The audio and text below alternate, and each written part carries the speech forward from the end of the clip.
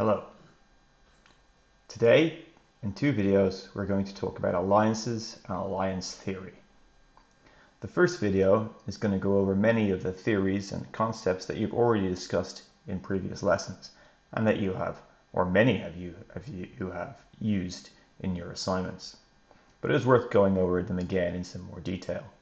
The second video will look at specific dilemmas within alliances and how politicians and statesmen judge relative value in alliances. So the first thing we have to look at is, what is an alliance?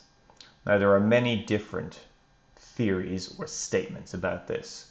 On this slide there are four. The first one says a formal or informal relationship of security cooperation. That's by Stephen Walt. I find this one a bit problematic. For me, most alliances are formal. They are from a treaty rather than informal, which are more like security partnerships. Weitzman agrees with what I have just said. He said bilateral or multilateral agreements to provide some element of security. Duffield says alliances are primarily, if not exclusively, outwardly oriented, intended to enhance the security of their members vis-a-vis external parties. And then finally, Schneider says that alliances are formal associations of states for the use of military force in specified circumstances against states outside their membership. So you can distill these definitions of an alliance into something or an agreement that either enhances security cooperation, enhances the use of military force, or as Schneider says, is only about the use of military force in specific circumstances. Now, of course, nowadays, NATO is much more about the exclusive use of military force, but more about a set of nations working towards common goals in security and beyond. There is another kind of alliance that is not mentioned here. It is very rare, but we have seen it in one specific case particularly, and that is an alliance to prevent one state from attacking the other. The best example of this is prior to World War II, when Nazi Germany and the Soviet Union signed an alliance that committed each other not to attack each other and to share the spoils of conflict. Now, this did not last, but it was specifically designed to prevent the war between those two states from breaking out too early. Just some quick facts about alliances. Here, between 1815 and 2003, 648 international alliances of different types were identified by a group of academics who collate international relations statistics. We know that alliances that are designed for purely offensive purposes are extremely rare. In this case, they say it's 14 out of 277 investigated, and they tend to be short-lived, either because that offensive purpose has been achieved or because the balancing coalition has destroyed that alliance. For example, the Italy Nazi alliance of World War II. Purely defensive alliances tend to last longer, and these academics argue that 42 are still in existence, but the number of those within that 42 that are still like active or relevant is probably somewhat lower. But the main takeaway is that defensive alliances over the past 200 years or so tend to be more stable.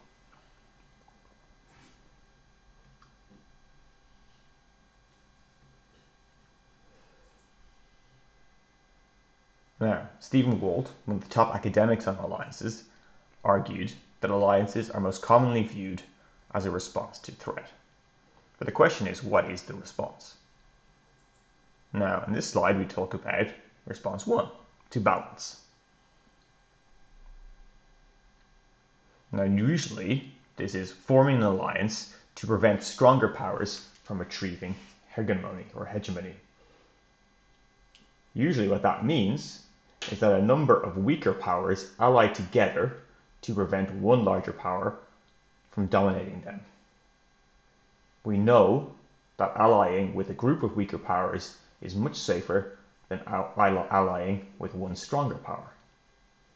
We also know that if a weaker state, such as Denmark, wants more influence, allying with a group of weaker powers increases their relative influence, rather than if they were allied with a much, much stronger power alone, or not allied at all.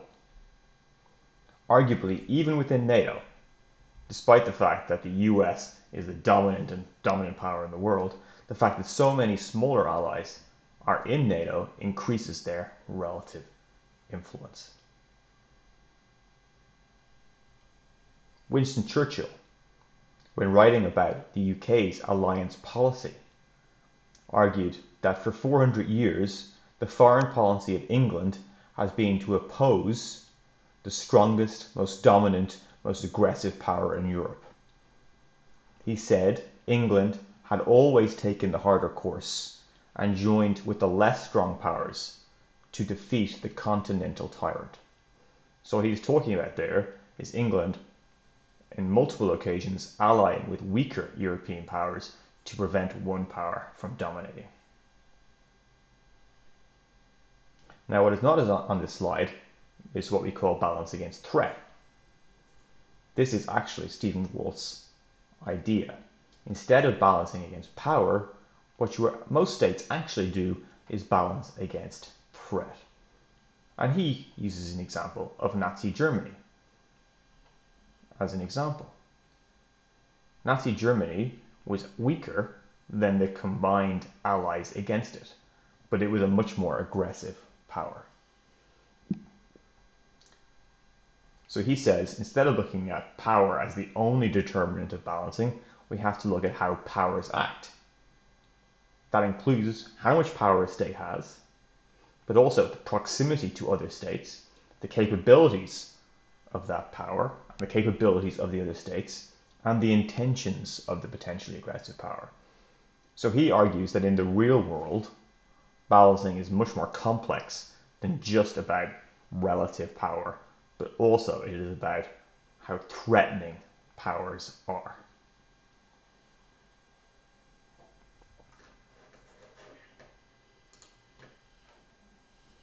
The second response, as we know, is to bandwagon.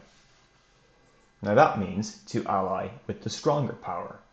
Now you do this for two reasons, either to avoid attack from the stronger power or to share the spoils of victory with that stronger power.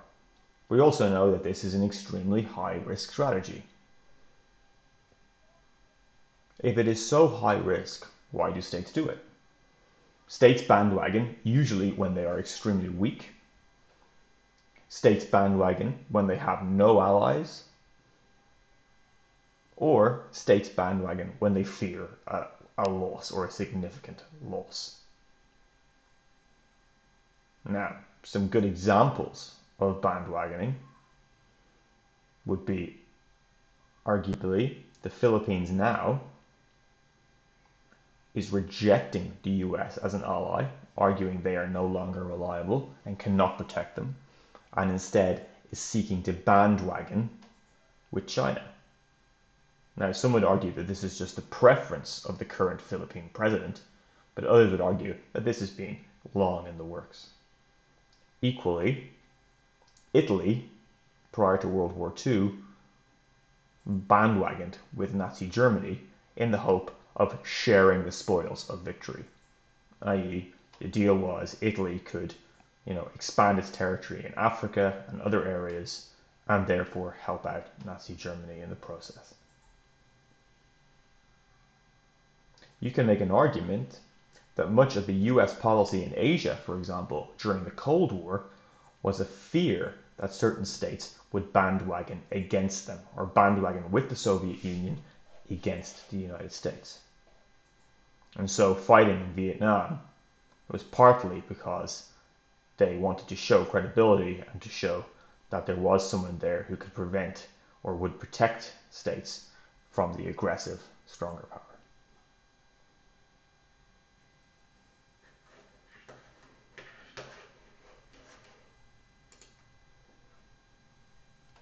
So, if you have balancing and bandwagoning, what are the implications? We know that balancing is much more common than bandwagoning. Because of the risks associated with bandwagoning, countries generally prefer to balance. However, it is also important to note that the definition or dividing line between balancing and bandwagoning is often not very clear. And there is an open debate whether, for example, European countries are bandwagoning with the United States against Russia or the Soviet Union now that the United States is so much stronger. And I do not believe that question is ultimately being resolved in a definitional sense. If you used the balancing against threat explanation, that is a much easier way of looking at things. But we do know that if bandwagoning becomes more common in the international world, then that world is much more dangerous. It means that it is difficult to form alliances against threatened powers, and that states have to take risky strategies in order to try and protect themselves. And this balancing or bandwagoning debate does lead to a lot of questions. The middle question there, does power or threat matter more? I've just covered. How do we explain World War I and World War II? Balance of power does not do it particularly well. Balance of threat does. How do you measure threat? Is China a threat now? We'll be talking about China and the US in this week's lectures and in a few weeks' time. But what measurements would you use to measure threat in order to form an alliance? And also, very important in today's world is, does ideology matter in alliance formation? For example, one would make a strong argument that a communist ideology informed alliance choices during the Cold War. Similarly, the sustainment of NATO after the Cold War could be because of a common liberal ideology. Even now, as a result of the COVID virus, the kind of idea that liberal states should band together to counter the more dictatorial or totalitarian regime of China is gaining strength. So how important is ideology in alliance formation?